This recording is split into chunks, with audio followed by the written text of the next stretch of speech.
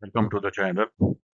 Today we shall be talking about a very special topic, and that is micromanagement, a core element of toxic culture in an organization. This in general is our video number 100. Micromanagement is one major red flag of toxicity. Let us address it specifically within the context of how employees should respond to it and where they fit in the toxicity profile. Micromanagement is excessive control over how tasks are done, leaving no room for autonomy. It is toxic because it erodes trust, stifles creativity, and causes anxiety among the employees. Micromanagement is an excessive level of supervision where managers control minor details instead of empowering employees to perform independently. The common signs of micromanagement are constant checking and monitoring, lack of trust in employees, excessive approvals for a small tasks, step by step control over a routine work, and limited decision making freedom. Micromanagement often reflects fear, insecurity, or a lack of trust, not strong leadership.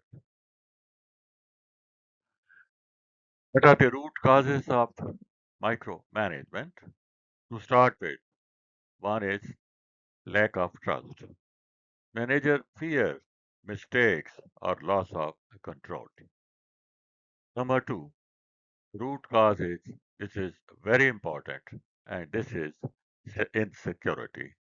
Leaders may feel threatened by new capable employees who are equipped with latest knowledge and technology. Perfectionism, belief that only I can do it correctly. Fear of failure, pressure from senior management, and that drives over control. Poor delegation skills. Managers fail to separate outcomes from methods. What is impact on employees? Number one, impact is psychological. And that is, number one, stress and frustration. Employees experience continuous mental pressure and irritation. Their confidence is reduced. Excessive control weakens self belief and decision making confidence. Number three, emotional exhaustion. Constant monitoring drains emotional energy and resilience. And finally, the fourth impact area under the psychological contact, such as psychological impact, and that is employees feel their skills and judgment are not trusted. When every move is controlled, initiative disappears. That is the punchline. The second kind of impact category is professional. It is reduced creativity. Innovation declines when employees have little freedom to think independently. Lower motivation, over control reduces enthusiasm and ownership of work. Number three, slow decision making. Employees hesitate to act without approval. Dependency mindset. Employees become reliant on instruction rather than initiative. When every move is controlled, initiative disappears. And the impact on organizations. The impact on organization of micromanagement is always very significant, resulting in lower productivity, reduced innovation, high employees turnover, weak succession planning, and poor team morale. Micromanagement creates employees who wait for instructions instead of solving problems by themselves. There's a difference between leadership and micromanagement. Leadership focuses on outcomes, whereas micromanagement focuses on every detail. Leadership builds trust. Micromanagement managers creates fear. Leadership encourages ownership. Micromanagement managers encourages dependency. Leadership delegates authority, and in micromanagement, authority retains excessive control. Leadership supports growth, and micromanagement restricts initiative. Leadership empowers, micromanagement controls. Now, how employees can handle micromanagement professionally? Number one, clarity expectation. Politely ask for a desired outcome instead of step by step instructions. Why it should work? Shift focus toward results, not methods. Demonstrates maturity and accountability. Encourages trust building. You can say, can we align on the goal? And I shall take ownership of the progress. And then document success. Keep a record of everything successfully, your successfully completed assignment, independent problem solving record, positive outcomes and improvements.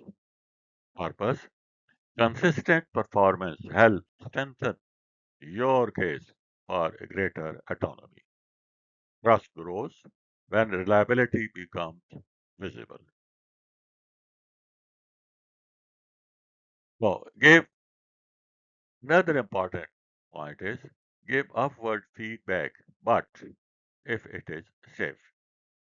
Professional communication matters.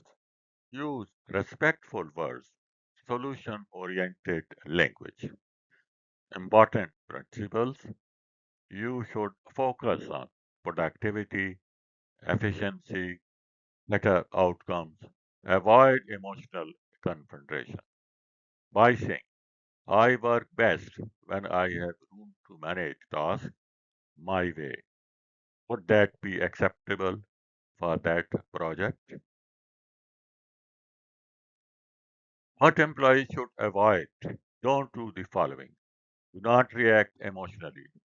Avoid public confrontation. Do not become passive aggressive. Avoid gupshup or complaints without solutions. Never damage professional relationships. Practice your professionalism even in difficult circumstances, in difficult environments. And what good leaders should do instead? Healthy leadership behaviors. Define clear goals.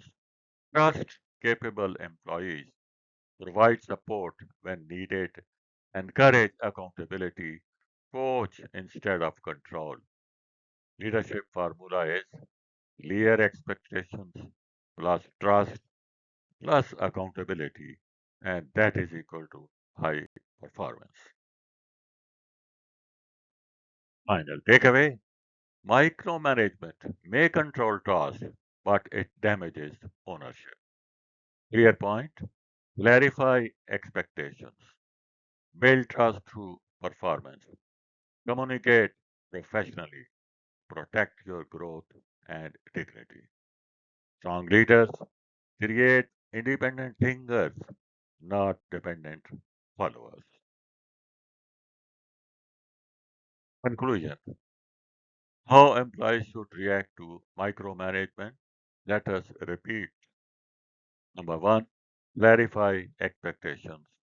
Politely ask for specific outcomes instead of step by step control. Keep a record of independent work. Well done. Help push for more autonomy. Give upward feedback if it is safe. Use phrase like, I work best when I have room to manage tasks by my way. Would that be acceptable for this or that project? Can we align the goal? And I shall take the ownership of the process.